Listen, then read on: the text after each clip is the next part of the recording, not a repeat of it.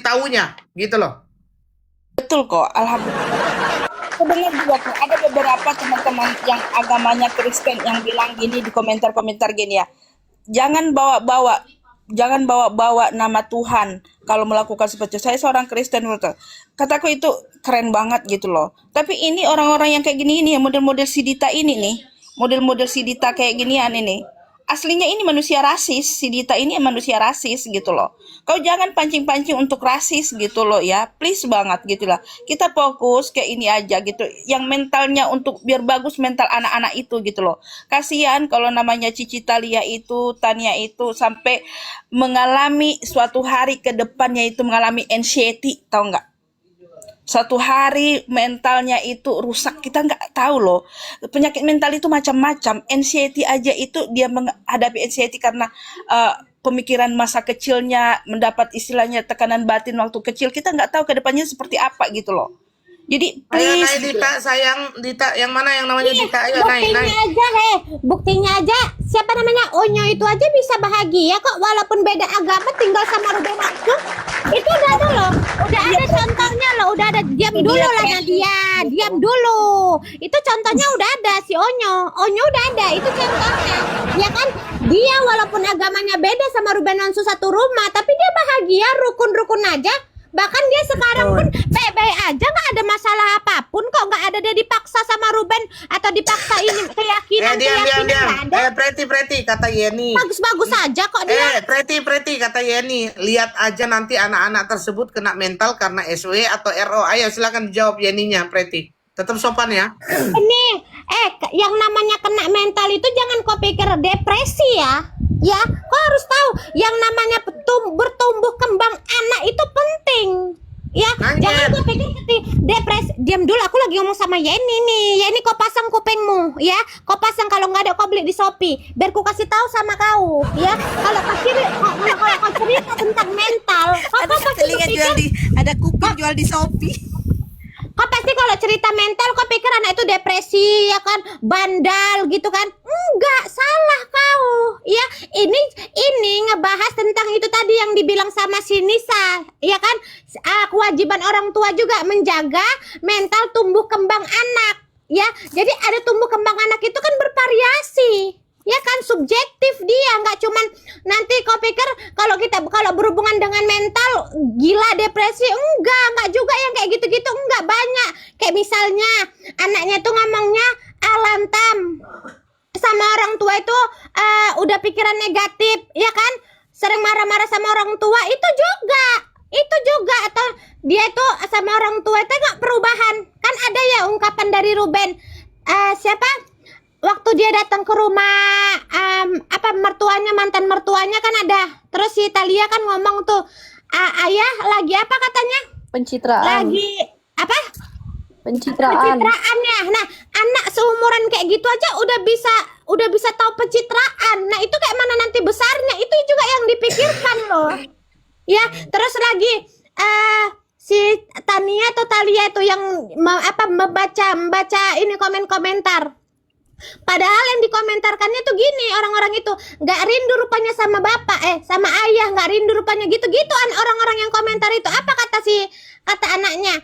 Udahlah, nggak usah bahas yang itu guys, nggak usah bahas yang kayak gitu. Itu kan ada respon-respon tumbuh kembang anak. Dia jatuhnya ke tumbuh kembang anak. Kau punya anak nggak, perkembangan anak, jatuhnya ke situ dia. Ya, paham kau ya Yeni? Paham kau? Kau jangan jadi orang pengecut, naik kau sini. Jangan kau jadi orang pengecut, naik kau sini. Dita itu akun bodong, akun baru dia. Naik kau Yeni. Ku kasih kau nanti gift, naik sini. Oh, Nggak adil kok Hero. Nggak adil maksudnya apa? Bulwan. Kau jangan bikin saya emosi ya Bulwan ya. Nggak lama kau jadikan bulu-bulu di sini ya. Yeni. Kepada Neng Nong, kepada saudara Yeni, silakan naik ya. sama si Mengisi Dita itu tempat-tempat. kalian kok. Kita Kalau mau saya- dapat jambah. Diam dulu kalian ya. Mau di Indonesia ini agak keyakinannya ya, kita bahas keyakinan aja lah, nggak usah bilang agama ya. Walaupun di Indonesia ini banyak keyakinan ya, tapi tetap ya Indonesia itu masih menganut negara ketimur-timuran. Banyak buzzer nih. Banyak Masih buzzer. menganut negara ke timur-timuran, jadi nggak bisa itu mau dibudayakan negara luar negeri, nggak bisa. Pokok Kayak pokok pacar-pacaran, parut di potong kunyit sabar. dan Kau bawang yang buat aku nggak putih terus sabar rebus lama-lama ya. Kau mendidih tutup biar dulu beres. mic kau itu. Nah, ya kan, Indonesia kan masih menganut negara ke timur-timuran, jadi tetap harus mentaati adat istiadat budaya di Indonesia ini, mau apapun keyakinan kalian, dari mulai berpacaran, ya kan, berpenampilan, ya kan, perilaku, semuanya itu harus tetap tetap ini namanya tinggal di Indonesia harus tetap ngikutin budaya semuanya di Indonesia. Nggak bisa, aturan-aturan di Indonesia harus kalian ikutin, nggak bisa itu. Kalau enggak ya kalian banyak lah yang menghujat kalian nanti, karena Indonesia itu masyarakatnya rata-rata ya menganut ke timur-timuran, memang dibudayakan seperti itu ya, paham kalian ya. Jadi jangan sembarangan kalian mikir-mikirnya. Ini ada dari Onlin Sibolon, katanya pria cium pria itu tidak wajar, katanya Olin Simbolon. Ayo silakan Preti. Apa katanya tadi? Pria cium dengan pria itu tidak normal, katanya. Ayo. Kau lagi bahas siapa rupanya? Kutanya kau Orlin lagi bahas siapa? Simbolon. Bukan kau yang kutanya, si Only itu. Dia lagi bahas siapa? Gak tahu dia bahas apa, dia kayaknya bahas calon suamimu. Calon suamiku mencium siapa? Anaknya. Onyo, kenapa rupanya? Iya, dia bahas calon suaminya Preti, katanya dia cium anaknya. Tapi kan itu anaknya. Masalahnya di mana kalau Ngapain, cium apa yang anak? salah? Yang salah itu, diam kau dulu, nggak kalah penting suaramu. Yang salah itu ya. Yang salah itu kalau yang bukan siapa-siapa, orang dari luar pegang-pegang, peluk-peluk, pangku-pangku anaknya. Anak orang, ya, anaknya Ruben sama anaknya Sarwenda tanpa izin. Dia udah izin sama Sarwenda tapi dia nggak izin sama Ruben. Itu yang salah.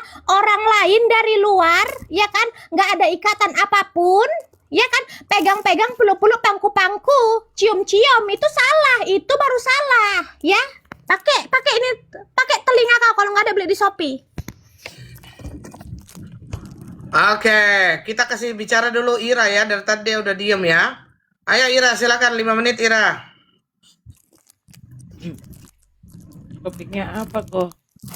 Udah pakai topik sendiri aja lah. Sambil kita tunggu sidang itu kan. Nggak seberapa besar kansnya Ruben bisa memenangkan. Nah, itu aja dah. Oke.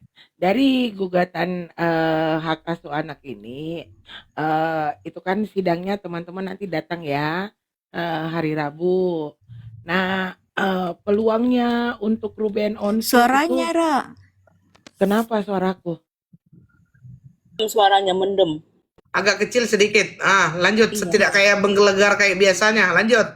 1, 2, 3, Lagi 1, 2, sakit 3. kayaknya. Sakit kita semua ini ya, tapi sakit medis ya, bukan sakit alam gaib. Lanjut Ira. 1, 2, 3, 1, 2, 3. Gimana? Lanjut. Oke, jadi peluang Ruben dalam gugatan hak asuh anak ini, kalau menurut saya pribadi dan berdasarkan banyaknya viti-viti ya, bahkan beberapa ahli hukum itu ikut menilai ya, ikut memprediksi cukup besar ya untuk memenangkan yang namanya gugatan pengalihan hak asuh anak ini terhadap Sarwenda. Ya. Ini cukup besar banget ya. Nah, tetapi ada beberapa hal yang penting untuk Ruben Onsu dan Bapak Minola Sebayang itu untuk membuktikannya. Yang pertama adalah dia wajib membuktikan bahwa memang terjadi pelanggaran kesepakatan Akta 39 atau Akta kesepakatan pasca perceraian itu, ya. Nah, kalau kita mau lihat kenapa saya katakan cukup besar ya. Yang pertama adalah pelanggaran yang namanya hak kunjung atau hak bertemu anak. Nah, ini harus dibuktikan dengan bukti yang valid bahwa memang Sarwenda melakukan pelanggaran terhadap kesepakatan mengenai hak kunjung anak ini, atau membatasi, atau secara tidak langsung membatasi, kayak gitu, ya. Karena kan di sini kan Sarwenda sering sekali mengkanter bahasa ini dengan kata-kata saya nggak membatasi. Nah, jadi wajib dibuktikan adanya kegiatan-kegiatan yang sifatnya adalah secara langsung atau secara tidak langsung ikut membatasi kunjungan atau pertemuan ayah dan anak. Kemudian ini dari Ricky Sitohang. Apa sih Ibu sabar ini kan? Dari tadi nggak bisa mute. Dari pakar hukum Ricky Sitohang ini Ricky Sitohang ini adalah purnawirawan. Dia mengatakan bahwa jika Ruben tidak satu hal yang menguatkan atau yang bisa memperbesar kans untuk menangnya Ruben Onsu adalah karena Ruben Onsu tidak memiliki yang namanya rekam jejak perilaku yang buruk. Rekam jejak perilaku yang buruk. Sampai dengan detik ini, ya, Ruben Onsu dianggap tidak memiliki rekam jejak perilaku yang buruk serta memiliki kemampuan finansial dan emosi yang stabil.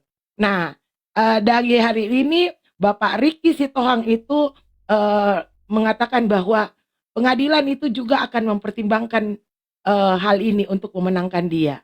Kemudian hal yang bisa menguatkan juga atau faktor kemenangannya adalah kondisi psikologis anaknya. Di mana saat ini kita melihat kondisi lingkungan tempat tinggal anak-anak ini bagi sebagian besar pengamat psikologi anak, ya, adalah Dokter Dita Gading, kemudian adalah dokter-dokter yang lain. Nah, termasuk kita-kita yang bersuara ini menilai bahwa lingkungan itu kurang kondusif bagi keamanan, bagi kenyamanan, dan bagi psikologis mereka. Nah, ini yang paling penting. Ini yang paling penting dan yang paling saya garis bawahi adalah saya ingin menyampaikan ke teman-teman semua dan juga kepada Bapak Minola dan Bapak, tapi kayaknya dia lebih tahu ya, dan Ruben Onsu terutama kepada teman-teman semua bahwa pertimbangan utama hakim dalam memutuskan ya rata-rata kasus gugatan hak asuh anak itu pertama yang paling pokok itu adalah the best interest of child. Lingkungan aman dan nyaman ya untuk tumbuh kembang anak. Jadi kalau ada dua orang ibu dan ayah ya yang berselisih untuk gugatan hak asuh anak ini, maka pertimbangan utama hakim adalah untuk melihat yang mana di lingkungan mana dari kedua orang ini yang bisa untuk tumbuh kembang anak itu lebih baik ya dibandingkan dengan yang lain. Seperti itu. Nah, inilah yang saya rasa secara pribadi dan banyak juga diamini oleh pakar-pakar hukum dan pakar-pakar psikologi bahwa Ruben Onsu lebih memiliki lingkungan yang aman dan nyaman untuk tumbuh kembang anaknya dibandingkan dengan Sarwenda. Seperti itu. Dan ini adalah kans yang besar untuk dia menang. Kayak gitu. Saya juga informasikan kepada teman-teman kemarin kan ada isu pertemuan perdamaian di tanggal 11 Juli ya kan, dengan adanya gugatan ini maka secara tidak langsung itu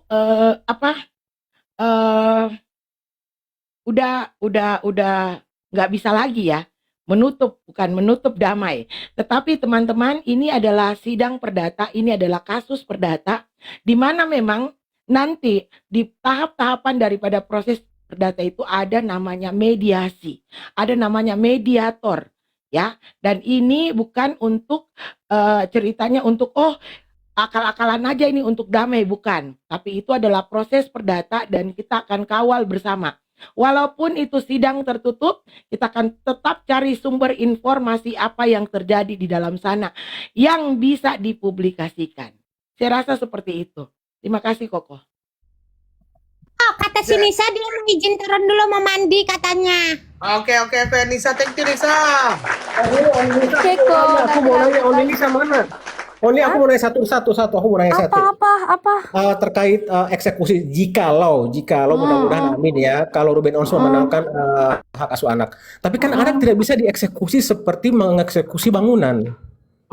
Bukan anaknya dieksekusi, putusannya dong. Gimana sih masa eksekusi anaknya yang langsung diperintahkan langsung secara tegas, karena kita bukannya kayak bangunan langsung di bangunan rumah atau apa properti atau apa bisa langsung dieksekusi, bukan itunya lah, kan ada aturannya sendiri. Sama satu lagi, izin kok, tadi menanggapi Preti ngomong, kok bisa nggak sih nanti kok Ruben digugat balik? Bisa kok nanti kalau misalkan memang kok Ruben tidak benar dalam, misalnya dia mendapat putusan gitu, menang dalam gugatannya, bisa nanti si SW juga bisa memohonkan evaluasi kembali apabila di kemudian hari terbukti melakukan hal-hal yang merugikan kepentingan anak, meskipun sebelumnya ia memenangkan perkara hak asuh anak tersebut. Jadi seperti itu. Jadi kalian kalau yang membutuhkan PH hukum, advokat ya, kalian bisa DM Nisa ya. Jangan Nisa ini ya kumlot, dia apapun dia paham ya, dia tuh pengacara yang pertama, dia di Komal di Tito nggak pernah huru hara ya, dia itu juga rajin pernah dia huru hara, pernah. Sering dia, sering. Pernah dia, pernah. turun lah Nisa, udah nggak sehat lagi nih Nisa, turun aja kau. Kok jadi bawa Taruh, biar jadi edukasi buat teman-teman yang lain juga yang nggak paham ya. Tunggu buat Apa ini ya? biar jadi edukasi ya. Jadi gini, Iya, jadi betul, gimana dari tata Maniku. cara eksekusi anak? Karena gini, anak itu kan pasti akan ditanya, kamu walaupun sudah diputuskan sama pengadilan, tapi kan akan ditanya dia lebih nyaman di mana nih. Nah, caranya anak ini kan dalam penguasaan orang tua perempuan. Nah, kalau sudah didoktrin dan lain-lain, otomatis akan memilih ke ibunya, walaupun putusannya kepada bapaknya. betul. Apa yang akan dilakukan? Apa yang harus dilakukan gitu? Bagaimana cara melakukannya? Coba kau pikir dulu, Cimeres. Oke. Aku Contohnya tahu. si Mawar Gitu, ini anaknya ada contohnya Mami artis si ini, Mawar kalau dulu memang itu. anaknya Mami ini ngapain ada pengadilan? Kau pun Mayros, lucu kali Ya kau. Allah. Aku tahu itu. Bagaimana jika hak gugatan hak asuh anak ini dimenangkan oleh Ruben, tetapi anak-anak Lanjut kamera. tetapi anak-anak menolak untuk ikut serta, di situ ada prosedur-prosedur yang harus dijalankan. Ya, tentunya tetap mengedepankan yang namanya hasil keputusan ingkrah, tetapi Betul. kembali lagi untuk gugatan hak asuh anak ini memang selalu untuk kepentingan anak. Maka ada namanya eksekusi sukarela, ada namanya bantuan psikolog anak. Jadi kalau misalnya dalam eksekusi sukarela itu anak tetap kayak gimana ya kan, jadi bisa itu misalnya membantu, membujuk atau apa, itu dulu dilakukan sebelum ke psikolog. Nah nanti kalau ke psikolog itu nah ini ya masuklah bantuan KPAI di dalam sini nih. Kenapa? Kalau saya sih menyarankan seperti begini. Ini anak mau ikut atau anak tidak mau ikut, saya sarankan dulu Ruben agar tetap melakukan pendampingan psikolog anak agar bisa kalaupun ada trauma, kalaupun ada apa itu bisa pulih kembali. Ada doktrin itu tadi yang paling parah itu doktrin itu. sama bullying, doktrin itu kalah. Betul. Dan aku izin menambahkan kamera. Jadi pada Aku belum dasarnya. selesai. Oh, belum selesai. Iya. Lanjut kamera. Ya. Nah, kalau misalnya jalur sukarela gagal dan Ruben ini tetap meminta yang namanya eksekusi putusan, maka dalam hal ini pengadilan negeri yang akan ke kediaman anak ini. Nah, sebenarnya di sini kalau kata-katanya ya jurusita pengadilan kayak gitu. Tetapi karena anak ini bukan barang, Objek. ya, maka dihaluskan menjadi tetapi orang-orang ya dari jurusita ini, dari bagian jurusita ini akan mewakili pengadilan untuk datang ke kediaman dan melakukan mediasi untuk mengingatkan bahwa ibu ini harus membantu karena ini putusan pengadilan.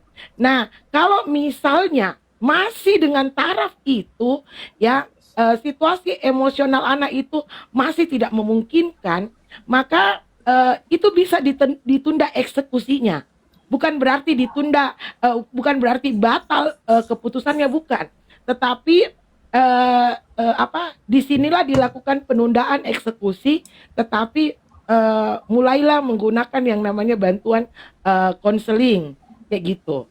Jadi kalau sudah ingkrah itu nggak bisa ya, tetap harus. Tetapi karena ini berhubungan dengan anak, maka memang harus melalui prosedur-prosedur yang ceritanya tetap mementingkan kepada kepentingan anak ini.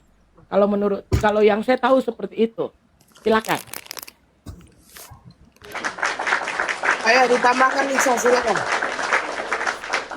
Ya, sama yang seperti Kak Maira sampaikan beberapa hal tersebut. Jadi walaupun pengadilan memberikan hak asuh kepada salah satu orang tua tersebut, anak itu bukan objek yang dapat dipindah-pindahkan secara paksa. Jadi ada pertimbangan-pertimbangan perasanya. Jadi menggunakan pertimbangan perasa di sini menggunakannya. Jadi putusan harus dijalankan, tetapi dengan cara melindungi kondisi psikologis anak dan memastikan bahwa putusan tersebut benar-benar memberikan manfaat terbaik bagi masa depan anaknya. Jadi yang digarisbawahi, karena ini bukan objeknya, bukan properti, bukan rumah atau tanah atau sebagainya. Jadi dia tetap kita harus menggunakan pendekatan pertimbangan perasanya. Jadi harus melakukan mediasi orang tuanya, pendekatan keluarga atau bantuan psikologi anak agar perpindahan pengasuhan tidak menimbulkan trauma untuk anaknya. Jadi tetapi si ibu wajib untuk memberikan masukan atau memberikan arahan kepada anaknya bahwa kan bisa sih ibaratnya gini, ya kamu tinggal dulu ya sama ayah ini,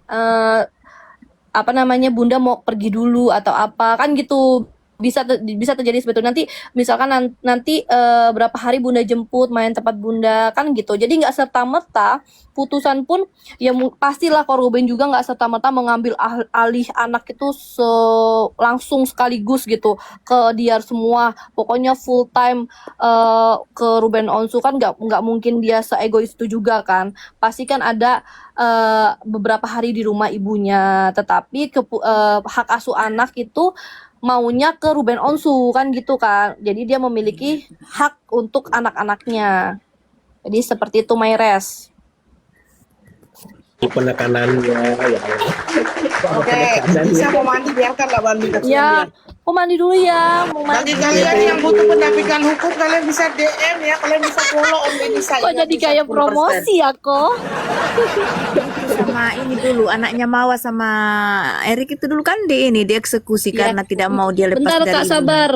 Makasih ya semuanya. Koko terima kasih. Makasih, Maires, Lisa. Nadia, Kak Sama-sama. Sabah, Preti, Kak Maira, Kak Leroy. Bye-bye. Assalamualaikum. Ayo, Leroy, silakan. Bentar aku mau ngomong dulu bentar ya. Ini kan ada contoh Onyo terus pun ya kan. Ini kan bukan memisahkan ibu dan anak. Di sini ceritanya bukan loh. Ini ya kan hanya pemindahan hak asuh anak. Ya kan? Coba jelaskan Maira, hak asuh anak itu apa? Ini cuma memindahkan hak asuh anak, bukan memisahkan antara ibu dan anak. Coba jelaskan Maira. Ya Hak asuh dikasih anak itu kerjaan. Ya dikasih kerjaan. supaya gini loh, banyak orang-orang yang berpikir ini dipisahkan atau apa nanti ya kan. Nah, harus ngerti dulu hak asuh anak itu apa sih sebenarnya, gitu loh. Ya kan, bukan memisahkan antara ibu dan anak, bukan lah, setauku nggak kayak gitu lah. Emang nggak gitu. Ya kan mengembalikan ini juga, mengembalikan yang kayak kemarin itu sesuai dengan peraturan dari pengadilan 4 hari di rumah Sarwenda. Hak asuh anak itu apa sih, Itu Maira? bukan peraturan Sebenarnya pengadilan. hak asuh Jadi anak itu apa sih? sebenarnya begini, kalau dalam ikatan rumah tangga itu tetap juga ada namanya hak asuh anak. Hak asuh anak ini sampai dengan tutup usia. Jadi hak asuh anak ini adalah hak untuk eh, eh, sebenarnya kata-kata hak ini sebenarnya kalau menurut saya pribadi kurang tepat. Ya, kalau menurut saya ini kewajiban. Ini adalah kewajiban yang masuk kepada orang tuanya untuk merawat, melindungi, mendidik, ya kan, memelihara sampai anak itu tumbuh dewasa dan sudah dalam status hukum bisa mengambil keputusan sendiri untuk dirinya. Itu hak asuh anak. Tetapi kalau sudah yang namanya terjadi perceraian, itu tidak serta-merta atau tidak menghilangkan yang namanya ayah dan ibu. Semua itu masih punya hak asuh anak. Walaupun pengadilan itu sudah ketuk palu untuk hak asuh anak misalnya di ayah kayak gitu. Itu tidak serta-merta menghilangkan hak asuh anak, tetapi mengatakan bahwa anak di ayah dan ibu masih berhak untuk mengunjungi anaknya, bertemu dengan anaknya seperti itu. Jadi perlu saya perjelas lagi adalah bahwa pengaturan atau kesepakatan antara Ruben Onsu dan Sarwenda itu bukan ketuk palu. Ya, waktu mereka bercerai itu ketuk palu hanya akta cerai, nggak ada di dalamnya yang namanya harta gonogini dan hak asuh anak. Ya, kemudian mereka membuat ada yang dikenal dalam istilah hukum itu namanya Akta 39. Itu adalah kesepakatan pasca perceraian. Nah, di kesepakatan pasca perceraian ini terlihat di situ pembagian waktunya. Jadi bukan produk hukum dari pengadilan, tetapi ini lebih ke produk kesepakatan. Boleh jadi ranahnya bisa jadi hukum, bisa jadi tidak, tetapi ini kesepakatan. Bisa menjadi ranah hukum ketika ada pelanggaran terhadap kesepakatan itu. Pelanggaran terhadap kesepakatan itu. Salah satu pihak melanggar itu sudah menjadi hukum. Jadi kalau hak asuh anak itu namanya orang tua itu sampai dia tutup mata itu, anaknya menikah pun itu dia masih bisa dalam kapasitas misalnya menasihati dan apa, itu termasuk dalam hak asuh anak. Itu tidak ada satupun di dunia ini. Kalau bahkan gitu Donald, aku mau nanya ya. Tunggu, Preti. Ira, kalau sidang gugatan itu satu kali aja atau kayak pengadilan banyak kali, bagaimana? banyak kali Banyak kali. perdata, banyak kali ya. Mencakup apa? Kalau misalnya di sidang perdata itu, tapi ini sifatnya tertutup ya. Jadi kalau misalnya kita kalau di sidang perdata itu tahapannya itu melalui yang pertama sama. Misalnya yang pertama itu adalah pemeriksaan identitas dulu. Pemeriksaan identitas. Jadi apakah benar nama Anda seperti ini, tinggal di sini atau ini? Iya. Itu identitas pelapor atau penggugat. Kemudian setelah itu dia akan verifikasi dulu. Ya, verifikasi. Nah, ini Ruben Onsu yang akan duduk di situ. Nah, kemudian dia memeriksa legalitas daripada surat kuasa. Jadi akan diperiksa ini Pak Minola, mana surat kuasanya, mana surat izinnya. Nggak boleh Pak Minola di situ berdiri duduk kalau dia tidak punya surat kuasa dan surat izin. Biasanya untuk membuktikan bahwa dia beneran lawyer yang resmi kayak gitu, ada kartu advokatnya lah minimal kayak gitu. Nah, Aku mau nanya loh. setelah itu belum selesai loh ini tahapannya. Nah, tahapan kedua itu adalah mediasi. Setelah itu akan dilakukan upaya mediasi. Nah, dipilihlah satu mediator yang ditunjuk, yang disepakati oleh mereka semua. Kemudian proses mediasi ini kemudian berjalan. Ini bisa sampai 2-3 kali. Kayak gitu, tapi tidak bisa lebih daripada 2-3 kali. Seperti itu. Nggak bisa lebih dari 3 kali pertemuan Iya, udah. iya, Final iya, udah itu seperti 3 kali itu. pertemuan final gitu ya. Iya. Nah, kalau berhasil ini mediasi, maka sidang itu selesai. Gugatan itu selesai. Kalau gagal, maka sidang ini kemudian masuk ke pokok perkara. Nah, kalau di pokok perkara, kemudian mulailah dibacakan gugatan. Apa gugatannya Ruben Onsu? Mulailah dibacakan oleh pengacaranya. Nah, setelah itu, kemudian diberikan kesempatan kepada tergugat, dalam hal ini Sarwenda beserta pengacaranya, untuk kalau kita istilahnya eksepsi. Tapi kalau sekarang KUHP itu mengatakan jawaban tergugat ya, kayak gitu. Nah, eksepsi ini Coba ulang. namanya Kalau replik ya. mediasinya tidak bagus, berarti kalau mediasinya tidak berhasil, kalau mediasinya berhasil, maka gugatan itu atau sidang itu atau perkara itu selesai. gugur. Kalau gugur, selesai di situ, ketuk palu, mediasi sesuai dengan hasil mediasinya. Kalau mediasinya gagal, maka lanjut ke pokok perkara. Pokok perkara dimulai dari pembacaan gugatan oleh penggugat, dalam hal ini Ruben Onsu. Nanti kemudian biasanya di hari yang selanjutnya atau sidang berikutnya diberikan kesempatan untuk penggugat, dalam hal ini Sarwenda, untuk membacakan pembelaannya atau jawaban dari gugatan. Seperti itu. Nah, kemudian disitulah terjadi apa ya? Nah, kemudian barulah ada namanya saksi. Muncullah saksi, keluarlah barang bukti. Ini adalah masuk dalam pokok perkara. Nah, setelah itu barulah muncul lagi yang namanya tanggapannya. Setelah muncul itu diberikan lagi kesempatan kepada penggugat untuk membacakan. Oh, ini gugatannya. Di sini sudah istrinya replik, duplik dan sebagainya ya. Nah, di sini kemudian diberikan lagi kesempatan Sarwenda dari pihaknya untuk menjawab. Nah, setelah itu, setelah pembuktian itu, masuklah pada tahap kesimpulan, di mana kesimpulan ini hakim itu akan akan memberikan putusannya seperti itu. Terus apa namanya? Sidangnya di pengadilan mana? Sidangnya di Pengadilan Negeri Jakarta Selatan. Pagi nanti hari Rabu. Oh, Ya, sama berarti ya. ya. Tetap di situ, seterusnya tetap di situ. Biasanya ruangan yang dia pakai pun tetap sama, nggak berpindah-pindah. Kalau udah ditetapkan tuh nanti minta, kalau yang di pengadilan itu nanti. Tapi karena ini sidang tertutup, teman-teman nggak bisa masuk. Mungkin hanya di luar ya.